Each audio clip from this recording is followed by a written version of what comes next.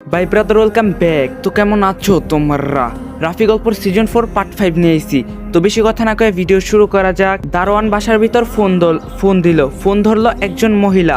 তারপর তাকে দারোয়ান বলল, ম্যাডাম, একটা ছেলে আইছে, স্যারের সাথে দেখা করতে বলছে, স্যারের সাথে দেখা করা খুবই দরকার। সেই মহিলা বলল, এখন দেখা করা যাবে না, উনি এখন ব্যস্ত আছে।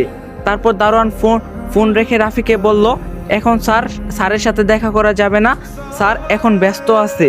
আপনার যদি স্যারের সাথে দেখা করা খুবই দরকার হয় তাহলে বিকালে আসবেন। রাফি দারোয়ানকে বলল, আচ্ছা ঠিক আছে, কিন্তু আমি কি এখানে কোনো চাকরি পাবো?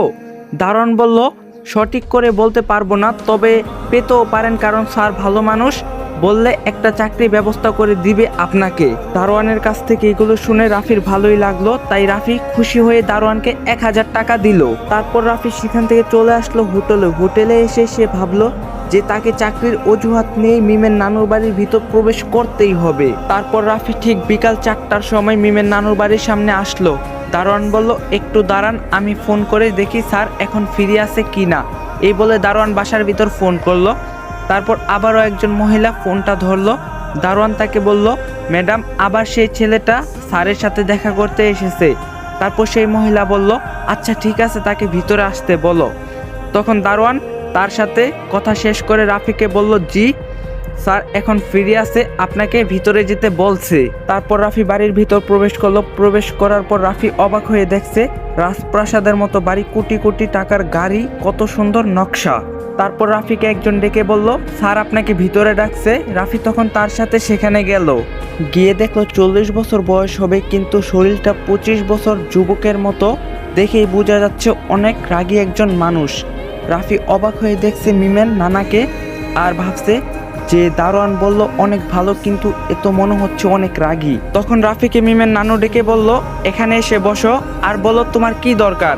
তারপর রাফি সেখানে বসে নিয়ে মিমের নানুকে বলল, স্যার আমার একটা চাকরির খুবই প্রয়োজন।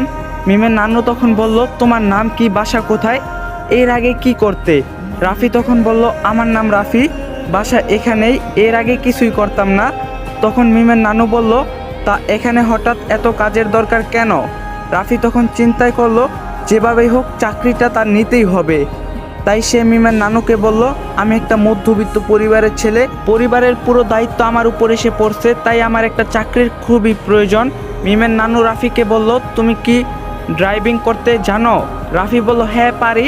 মিমের নানু তখন বলল, তাহলে তুমি কাল থেকে আমার গাড়ি ড্রাইভিং করবে। রাফি বলল, আচ্ছা ঠিক আছে, কিন্তু আমার তো এখানে থাকতে হবে তাহলে। মিমের নানু বলল, কেন, থাকতে কি সমস্যা? রাফি তখন বলল, না আমার কোনো সমস্যা নাই। তখন রাফি মনে মনে ভাবলো, এ তো মেঘ না চাইতেই বৃষ্টি চলে আসলো, কারণ রাফির এটাই দরকার। সে যদি মিমের নানুর বাসায় থাকতে পারে তাহলে তার অনেক সুবিধা হবে। তারপর মিমের নানু রাফিকে বলল, তার আগে ছোট্ট একটা বিজ্ঞাপন দেয়া লই। হে ফ্রেন্ডস, আপনি তো অনেকের নাম শুনছেন, অনেক ট্রাস্টেড নাম্বার 1 সাইট। আপনি যদি ক্রিকেট বা ফুটবলে বাজি ধরতে চান তাহলে আপনি অনুমান করুন কোন দল আপনার যত বেশি রান করতে পারবে এবং কোন দল প্রচুর গোল করবে, তার উপর আপনি বাজি ধরতে পারবেন। তাই অনেক ফেটে চান এবং আপনার নিজের জ্ঞান ব্যবহার করে উপার্জন করুন। আপনি যদি ক্রিকেটে ভালো হন, প্রতিদিন অর্থ উপার্জন করুন। আপনার বাম হাতের খেলা সিনো থেকে আসা আন্দার, বাহার, জুজু, রোলেট এবং ক্রাশ প্ল্যান সেরা খেলা। আপনার বিজয়টাকে আপনি বিকাশ নগদ দ্বারা উইথড্র করতে পারবেন ফোন আপে। তাই দেরি না করে আমার প্রোমো কোড ব্যবহার করুন এবং 200% ডিপোজিট বোনাস পান, এবং আপনি পিএসএল বিপিএল এ 20% গ্যারান্টিযুক্ত ক্যাশব্যাক পাবেন। আমার সাবস্ক্রাইবাররা বিকাশ থেকে 26,000 টাকা পর্যন্ত বোনাস পেতে পারে। স্টেশনের সময় আমার প্রোমো কোড লিখতে ভুলবেন না। অ্যাপটির লিংক আমার ফার্স্ট কমেন্ট বক্সে দেওয়া আছে। তাহলে কাল থেকে চাকরি জয়েন করো। রাফি বলল, ঠিক আছে স্যার, চাকরিটা পেয়ে আমার অনেক উপকার হলো, কি বলে যে আপনাকে ধন্যবাদ জানাবো। মিমের নানু তখন বলল, ধন্যবাদের কোনো দরকার নেই। তারপর মিমের নানু একজন কাজের লোককে ডেকে বলল, আমাকে আমার রুম দেখিয়ে দিতে। তখন সেই কাজের লোক রাফিকে তার রুম দেখিয়ে দিয়ে দেয় আর বলে, এখন থেকে আপনি এখানেই থাকবেন। তখন রাফি সেই কাজের লোককে বলল, আচ্ছা। তারপর রাফি ভাবলো, এই সুযোগে কাজের লোকের কাছে থেকে পুরো পরিবারের খবরটা জেনে নিতে হবে। তাই রাফি সেই কাজের লোককে জিজ্ঞাসা করলো যে এই বাসায় কে কতজন থাকে। কাজের লোক তখন রাফিকে বলল, স্যার থাকে, স্যারের এক ছেলে থাকে আর স্যারের বউ। রাফি তখন বলল, তোমার স্যারের কয়টা ছেলে মেয়ে? কাজের লোক বলল, স্যারের শুধু একটা ছেলে, তবে শুনছি তার একটা মেয়েও ছিল। রাফি তখন বলল, মেয়ে ছিল মানে এখনো সে কোথায় থাকে? কাজের লোক বলল, সে অনেক আগের কথা। স্যারের মেয়ে একটা ছেলেকে ভালোবেসে বিয়ে করে, তারপর স্যার মেনে না নিলে তারা পালিয়ে যায়, তাই জন্য স্যার তার মেয়ের পরিচয় দেয় না। রাফি বলল, তার মেয়ের কথা কখনো কি কারো সাথে বলে? কাজের লোক বলল, না, কিন্তু আপনার এত কিছু জেনে কি? রাফি বলল, কিছু না, আপনি এখন আসতে পারেন। তারপর কাজের লোক চলে গেল। রাফি রুমের দরজা বন্ধ করে মিমের কাছে ভিডিও কল ফোন দেয়, দিয়ে বলে, আমি এখন তোমার নানুর বাড়ি আছি। রাফির মুখ থেকে এই খবর শুনে মিম পুরো অবাক হয়ে গেল, যেন তার বিশ্বাসই হচ্ছে না। রাফি তখন বলল, কি তোমার বিশ্বাস হচ্ছে না? কি করলে তুমি বিশ্বাস করবে বলো? মিম তখন কান্নার সুরে বলল, আমি আমার নানুকে একটু দেখতে চাই। শুনছি মা বাবার পর সব থেকে বেশি আদর করে নানা নানি, আর আমি আমার নানা নানিকে কখনো দেখতে পারিনি। রাফি মিমকে বলল, কান্না করো না প্লিজ, আমি এখন এসেছি সব ঝামেলা শেষ করতে, খুব তাড়াতাড়ি দেখবে সব কিছু ঠিক হয়ে যাবে। এই বলে রাফি মিমকে বলল, তুমি এখন চুপ থাকবা, আমি ফোন নিয়ে বাইরে যাব, আর তোমার নানুর দিকে চুরি করে ক্যামেরা দিব, তখন তুমি মন ভরে তোমার নানুকে দেখবে। মিম বলল, আচ্ছা, কিন্তু সাবধানে যাও। তারপর রাফি আস্তে করে তার রুমের দরজা খুলে ভালোভাবে দেখে নিল আশেপাশে কেউ আছে কি না। সে দেখলো তার আশেপাশে কেউই নেই। তখন সে অনেক সাবধানে তার রুম থেকে বের হয়ে মিমের নানুর রুমের দিকে যেতে লাগলো। যাওয়ার সময় হঠাৎ সেই কাজের লোকের সাথে দেখা হয়ে গেল। রাফি তো কিছুটা ভয় পেয়ে গেল। তারপর কাজের লোক বলল, আপনি কোথায় যাচ্ছেন? কিছু লাগলে বলেন, আমি আপনাকে এনে দিচ্ছি। রাফি বলল, না, আমার কিছু লাগবে না, আমি এমনি একটু বাড়িটা ঘুরে ঘুরে দেখছি। এই বলে রাফি সেখান থেকে চলে গেল। আর মনে মনে ভাবলো, এখন তার অনেক সাবধানে বেড়াতে হবে। কিছুক্ষণ পর রাফি মিমের নানুর রুমের সামনে পৌঁছে গেল। সেখানে পৌঁছে দরজার কাছ থেকে চুরি করে রাফি তার ফোনের ক্যামেরা মিমের নানুর দিকে ধরলো। জীবনের প্রথমবার মিম তার নানুকে দেখছে, আর ভাবছে, জীবনে কখনো তোমাকে দেখিনি নানু, কখনো তোমার আদরও পাইনি। মিম এই সবগুলো ভাবছে, আর তার চোখ দিয়ে অঝরে পানি পড়ছে। কিন্তু রাফিকে একটা পিচ্চি সেখান থেকে দেখে নেয়। তখন সেই পিচ্চি রাফিকে বলল, আপনি কে, এখানে কি করছেন? আমার দাদুর ছবি তুলছেন কেন?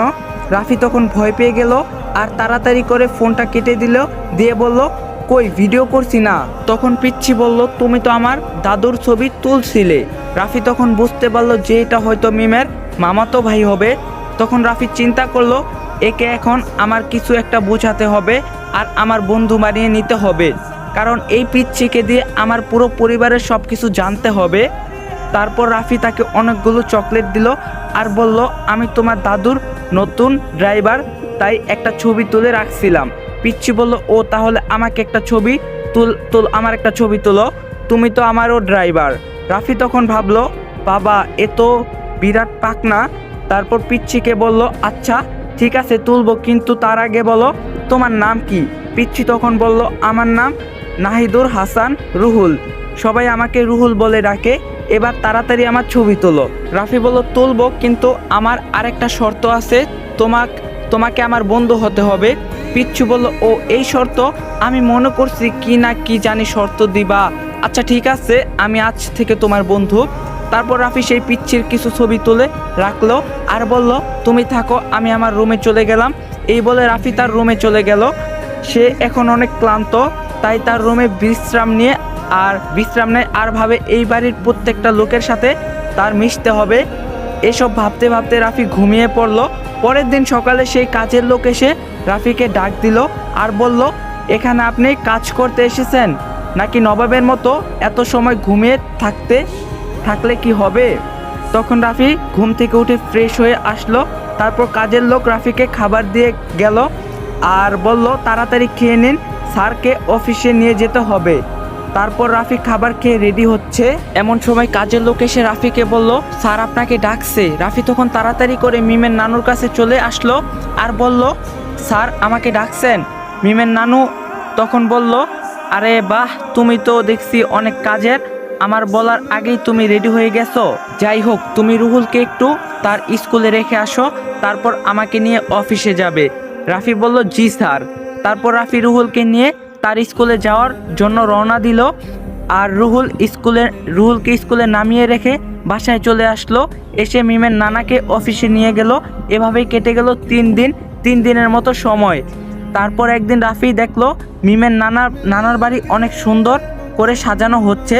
রাফি ভাবলো এত সুন্দর করে বাড়ি সাজানো হচ্ছে কেন? কারো কি বিয়ে হবে নাকি? কেউ তো কিছু বলল না। তারপর রাফি দেখলো তার পাশে রুহুল খেলা করছে। তখন রাফি রুহুলকে ডেকে বলল, তোমাদের বাড়ি এত সুন্দর করে সাজানো হচ্ছে কেন? রুহুল বলল, আল্লাহ তুমি জানো না, কাল আমার আপু আমেরিকা থেকে বাড়িতে আসবে, তাই বাড়ি সাজানো হচ্ছে। রাফি তখন বলল, তোমার আপু আমেরিকায় থাকে? রুহুল বলল, হ্যাঁ, আপু সেখান থেকে পড়াশোনা শেষ করেই বাসায় আসবে। রাফি রুহুলের কাছে জিজ্ঞাসা করলো, তোমার আপুর নাম কি? রুহুল তখন বলল, আমার আপুর নাম হচ্ছে প্রিয়া। রাফি মনে মনে ভাবলো, এই প্রিয়াকে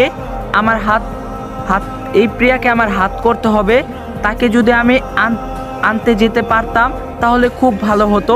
এমন সময় রাফিকে সেই কাজের লোক এসে বলল, আপনাকে স্যার ডাকছে। রাফি রুহুলের সাথে কথা বাদ দিয়ে তাড়াতাড়ি করে মিমের নানার কাছে গেল। সরি গাইস, নানা হইব না, নানু হইব। তারপর মিমের নানু বলল, আগামীকাল আমার নাতি আসছে আমেরিকা থেকে, তুমি তাকে আনতে যাবা। রাফি মনে মনে ভাবলো, যাক, এটাই তো আমি চাইছি, এটাই আমার একটা সুযোগ প্রিয়াকে হাত করার। তারপর রাফি বলল, জি স্যার, আমি আনতে যাব, কিন্তু সে কোথায় আসবে আর আমি তাকে চিনব কি করে? মিমের নানু বলল, এগুলো নিয়ে তোমার চিন্তা করা লাগবে না, সময় মতো তার সব কিছু পেয়ে যাবা। এখন তুমি তোমার রুমে গিয়ে বিশ্রাম নাও, কাল সকাল সকাল রওনা দিতে হবে। তারপর রাফি বলল, আচ্ছা ঠিক আছে। এই বলে সেখান থেকে চলে গেল তার রুমে। কিছুক্ষণ পর একজন কাজের লোক এসে রাফিকে প্রিয়ার একটা ছবি এবং সে কোন এয়ারপোর্টে নামবে সব কিছু দিয়ে গেল। কাজের লোককে রাফি বলল, ওখানে রেখে যান, আমি কিছুক্ষণ পর দেখছি। কাজের লোক তখন সেগুলো টেবিলের উপর রেখে চলে গেল। তারপর বাতাসে প্রিয়ার ছবিটা উড়ে রাফির কাছে এসে পড়লো। রাফি প্রিয়ার ছবির দিকে অবাক হয়ে তাকায় আছে। আসসালামু আলাইকুম গাইস, পার্ট 5 আপনাদের কাছে কেমন লাগছে অবশ্যই কমেন্ট করে জানাবেন। আর কালকেই হইব রাফি গল্পর সমাপ্ত। পার্ট 6 এই রাফি গল্প ফুল সমাপ্ত হয়ে যাবো। তো কালকে সবাই রেডি থাকেন। যদি আজকের ভিডিওটা ভালো লাগে লাইক করে দিবেন, চ্যানেলে নতুন থাকলে অবশ্যই চ্যানেলটা সাবস্ক্রাইব করে দিবেন। তো দেখা হবে কালকে, সবাই ভালো থাকবেন, সুস্থ থাকবেন, আল্লাহ হাফেজ।